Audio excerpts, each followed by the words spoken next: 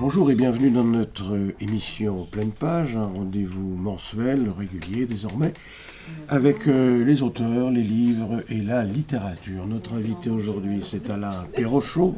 Bonjour Alain Perrochot. Bonjour. Pour son dernier livre, Les Cahiers d'Adriane, paru aux éditions Durand-Perrol, qui est un éditeur de Vendée. Alain Perrochot lui-même est vendéen. Alors, il y a beaucoup de Perrochot en Vendée, Alain, et vous, il y a deux airs, un Perrochot, parce qu'il y a des Perrochot et qu'un seul air. Oui. Bon, c'est comme ça. Sans doute une distraction de l'état civil. De l'état civil. Ah bien. Alors, vous êtes un petit peu spécialisé dans le roman historique, il faut bien le dire. C'est un petit peu ma partie, oui. Votre partie. Et cette dernière parution, donc Les Cahiers d'Adriane, à ne pas confondre avec les mémoires d'Adrien, d'un autre auteur. Certainement. Ça n'a rien à voir. Il s'agit d'un roman historique. Ça se passe au temps de la Révolution française. Oui. Et votre héros est un journaliste. Décidément, on n'en sort pas. Il y en a partout. Et il est révolutionnaire, donc pour les idées nouvelles. Néanmoins, il est emprisonné. Alors c'est même drôle qu'un révolutionnaire soit en prison au moment de la Révolution.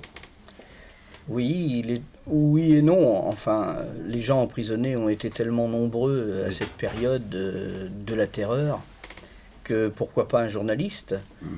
Mais en même temps, et sans trop dévoiler l'intrigue, on s'apercevra au bout d'un long cheminement dans le livre qu'il n'a pas été emprisonné pour des raisons politiques et d'idées, mais sur une délation d'une origine tout autre.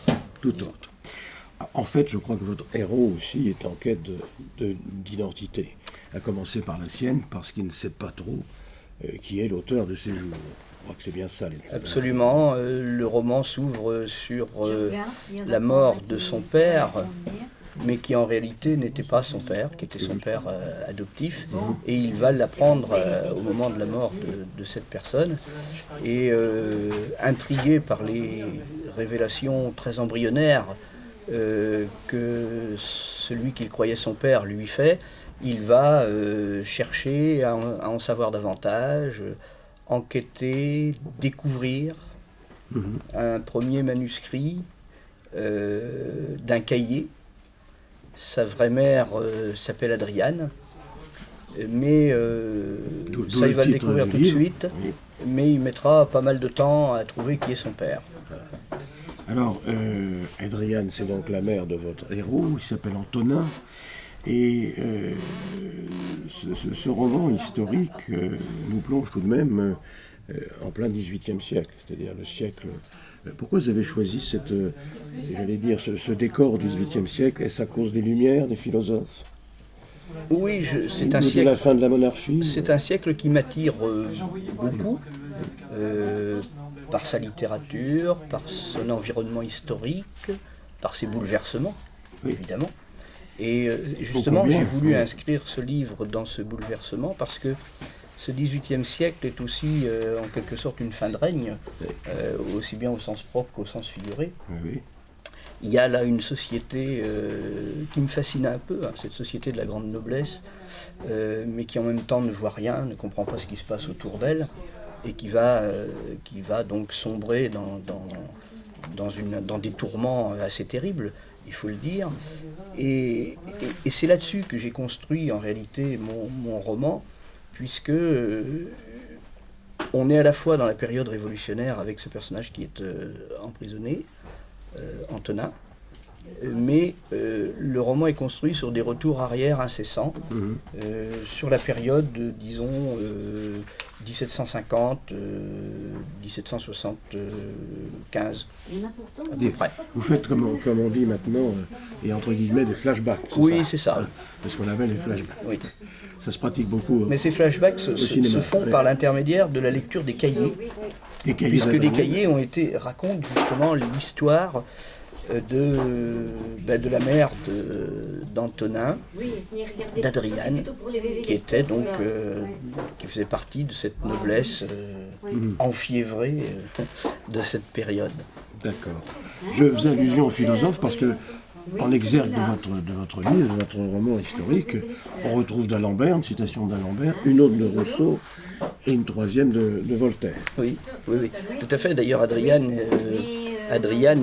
organise des soirées chez elle à un moment donné. Elle tient salon.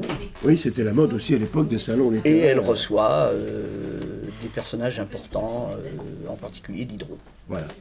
Qui n'est pas cité là en exergue Diderot, mais il est quand même dans le livre. Tout à fait. Omniprésent. Alain Perrochot, c'est pas votre premier livre, je le disais tout de suite, c'est le dernier. Vous avez fait d'autres livres, vous avez écrit d'autres livres qui tournent autour de la Vendée quand même. Hein. Je pense au Naufrage Python, par exemple, qui était paru, lui, chez Geste Édition, si je ne me trompe pas. Hein, oui. C'est ça. Voilà. Et alors là on n'est plus en Vendée. Là. On n'est plus en Vendée, quoiqu'Adriane ait des origines vendéennes. J'aime beaucoup, effectivement, plonger mes personnages, ou moins personnages principaux, dans cette terre que je connais et dont le passé m'intéresse au plus haut point. Oui. Et donc cette Adriane était à l'origine d'une petite noblesse terrienne proche du pays des Olonnes, mais un certain nombre de difficultés ou de problèmes familiaux en fait feront que dès l'âge de 13-14 ans, elle sera amenée à Versailles et vivra on va dire, des aventures assez singulières. Voilà. Là, on est à la cour de Louis XV. On est à la cour de Louis XV. Le bien-aimé, paraît-il. Voilà, c'est ça. Le bien-aimé. Alors, votre héros est tourmenté, il est en quête d'une identité, on l'a dit, et il recherche ce qu'on appelle aujourd'hui, entre guillemets, ses racines. C'est très tendance, c'est très à la mode, ces racines. Mais enfin, des racines... les humains n'ont pas de racines. Les poireaux ont des racines. Est-ce que les humains ont des racines? Qu'est-ce que vous en pensez? Oui. Les racines. Ça veut dire quoi, les racines? C'est certainement métaphorique, très métaphorique. Oui. Moi, ce que je pense, c'est que les gens sont à la recherche de leur identité, à la recherche de leur... le terme de racine n'est peut-être pas le bon, mais en tout cas... on cherche à connaître, beaucoup de gens aujourd'hui cherchent à connaître, pas leurs parents, parce que la plupart du temps ils les connaissent, mais les générations au-dessus, ils cherchent à savoir d'où ils viennent en réalité. Oui, et là c'est vraiment le sujet. Oui. Et surtout ce qui m'a intéressé aussi, c'était de montrer les bouleversements que vont apporter les éléments que le personnage va découvrir. Et ce personnage, on ne va pas révéler la fin, bien entendu, on s'apercevra bien sûr à la fin de votre ouvrage qui est le vrai père du héros donc d'Antonin. Oui. On ne va pas le dire maintenant, non, c'est vrai pour laisser au lecteur ce suspense historique. Alain Perrochot, dans la vie, vous vous occupez des fonctions publiques également. C'est-à-dire que vous avez été enseignant, vous ne l'êtes plus, et vous êtes tout de même premier magistrat d'une commune de Vendée. Oui, c'est ça. Vous êtes maire vous allez nous dire ça. Professeur de collège, oui. Professeur d'histoire de collège à la retraite. Oui. Et puis aujourd'hui, effectivement, maire d'une petite commune de 900 habitants à peu près. Un peu plus, semble-t-il, aujourd'hui. Alors, enseignant tout de même, écrivain, un petit peu comme, il y en a eu d'autres, Jules Renard par exemple, hein, qui était enseignant et écrivain aussi. Vous aimez Jules Renard? Ah, j'aime bien Jules Renard, oui, j'aime bien son sens évidemment de l'humour, mais aussi de la formule concise et comme une pointe acérée. Pourquoi est-ce qu'on ne lit plus aujourd'hui tous ces auteurs de cette période? Je pense à Daudet, qu'on ne lit plus, je pense à Louis Pergaud, même si de temps en temps il y a un film qui sort sur les boutons et les enfants, et il y en a d'autres, je pense à Pierre Louis, etc. Pourquoi est-ce qu'on ne lit plus tous ces auteurs qui étaient quand même fantastiques, fabuleux? Non, c'est pas votre avis? Si, bien sûr que c'est une littérature hautement intéressante. Pourquoi est-ce qu'on ne les lit plus? Peut-être parce qu'on ne les connaît pas, tout simplement. Et pourquoi ne les connaît-on pas, peut-être parce que les médias les oublient. Oui, c'est la faute des médias. Je ne sais pas si c'est la faute des médias. Mais ce qui est certain, c'est qu'il y a aussi une telle ampleur de parution chaque mois que le flot des parutions ne laisse pas beaucoup de place à la littérature confirmée. Quel est, selon vous, l'auteur, le meilleur auteur de romans historiques de langue française, je veux dire? Ça, c'est une question un peu Alors, piège si vous ne pour voulez moi. pas nous dire quel est le meilleur, dites-nous celui que vous préférez, ce qui est déjà pas mal. Oui. Mes sources d'inspiration sont assez variées, à vrai dire. Je lis beaucoup de choses actuelles Il et n'y a pas un passées. roman qui vous a absolument transporté de joie? Si, bien sûr, mais vraiment comme ça, là, je sais pas, j'ai beaucoup aimé de choses de Jean-Christophe Ruffin, par exemple. Bon, alors bien sûr, dans le passé, le roman historique, personne n'a pu échapper à Alexandre Dumas. Bien sûr. Ça va de soi. Bien sûr. Avec toujours la question qu'on peut se poser concernant Alexandre Dumas, c'est quelle était exactement Oui, sa part personnelle. sa part personnelle d'écriture et de ces nègres, comme on dit en littérature. Bien sûr. Nègres, entre guillemets, étant les gens qui travaillent à la place des autres, et qui ne sont pas forcément rémunérés en fonction et à la hauteur de leurs travaux. Maire, écrivain, enseignant, tout ça, ça fait beaucoup de choses, mais vous avez encore une quatrième fonction, c'est celle d'appartenir aux écrivains de Vendée. Et je voudrais qu'on en parle un petit peu de cette association, dont j'ai ici d'ailleurs la publication, puisque Lire en Vendée est une publication de l'association des écrivains de Vendée. Ça fait beaucoup de monde, je crois, dans l'association. Oui, oui. Et qu'est-ce qu'on y fait? À part écrire, j'espère qu'on y écrit en tout cas. Alors on y écrit, je suppose que chacun y écrit de son côté, comme je le fais moi. Effectivement, il y a plusieurs dizaines d'adhérents désormais à cette association. On dit même plus de 100. Oui, qui a pour but effectivement de promouvoir un petit peu la littérature, le livre en Vendée. Les gens qui y ont adhéré sont très très variés, tous les genres, à la fois comme personnalité, on retrouve un peu tous les genres. Et c'est vrai que bon, les activités de Lire en Vendée, c'est d'abord des activités associatives, oui. Des gens qui se rencontrent, activités associatives assez classiques. Le Lire en Vendée que vous venez de montrer est certainement un des éléments principaux de son activité. Voilà, c'est le journal, la publication, le magazine. C'est un journal qui est construit à peu près sur le mode suivant. Une part d'un cahier central sur un thème qui est développé de manière un peu plus importante. Dans ce numéro-là, c'était Georges Simenon et la Vendée, puisqu'en rapport avec, en écho, disons, à l'exposition mise en place par le Conseil général. Il y a une part constituée d'un certain nombre d'articles, on va dire, d'origine un peu diverse et éventuellement en fonction de l'actualité aussi. Et puis il y a une troisième part qui, elle, est très très simple et qui consiste à présenter, à faire des critiques des différents ouvrages écrits soit par les membres de l'association, soit par d'autres personnes, quand ces ouvrages ont un rapport avec la Vendée, que ce soit par le thème ou que ce soit par l'auteur. Très bien. Alors, je rappelle, Alain Perrochot, Les Cahiers d'Adriane, paru aux éditions Durand-Pérol. Ça, c'est le dernier livre d'Alain Perrochot. Mais il y en a d'autres que je vous recommande absolument de façon intensive. Alain Perrochot, La Fontaine Ardente, un autre roman historique. Oui, qui traite en particulier de l'histoire de Fontenay-le-Comte à la période de la Renaissance. C'est ça.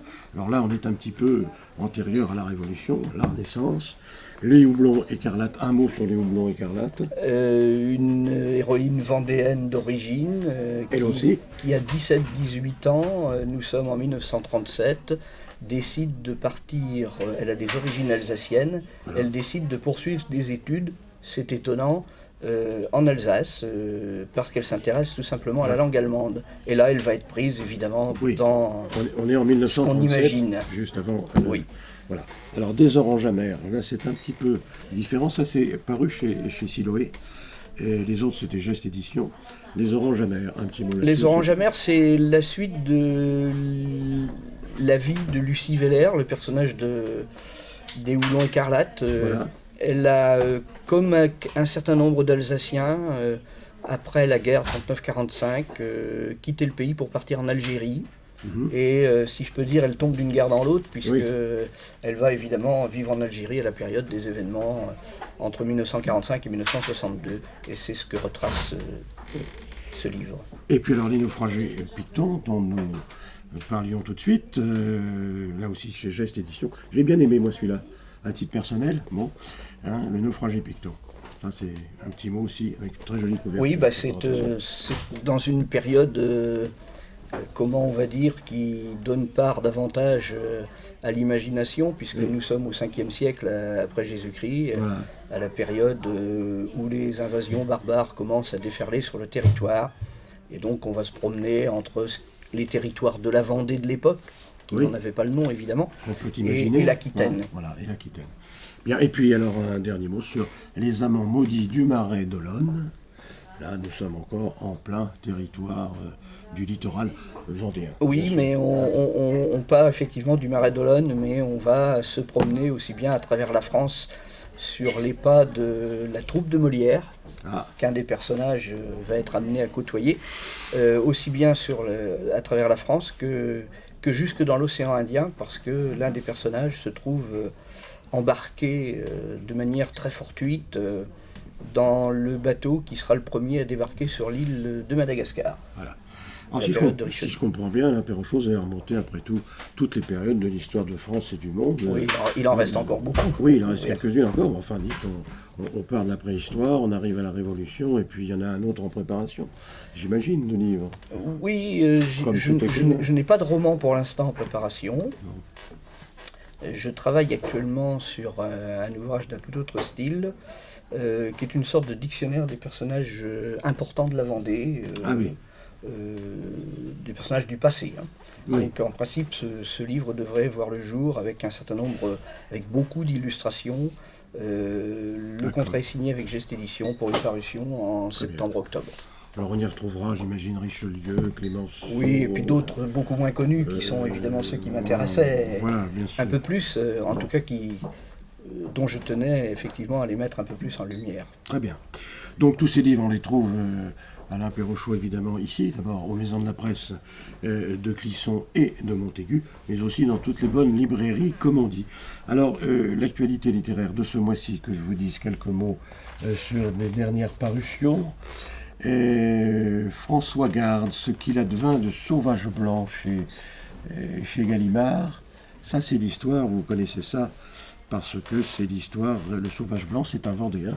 Narcisse Pelletier. Narcisse Pelletier. Voilà. Il aura une notice dans mon dictionnaire. Il aura une notice dans votre dictionnaire. Narcisse Pelletier qui avait été abandonné sur une île, enfin voilà, c'est entre Tarzan et Robinson Crusoe, dont on reparle beaucoup en ce moment de Robinson Crusoe.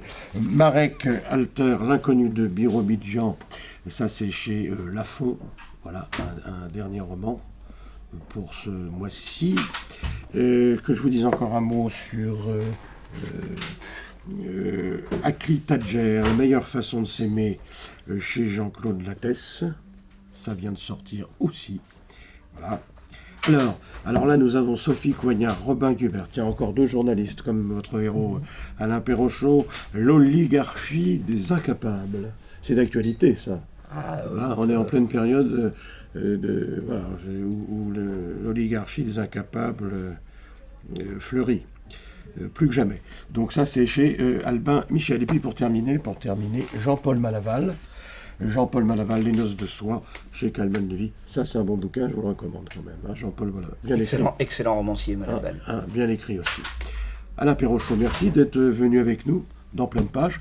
Prochain rendez-vous le mois prochain pour un autre numéro de ce magazine consacré aux livres et aux auteurs. Merci de votre attention.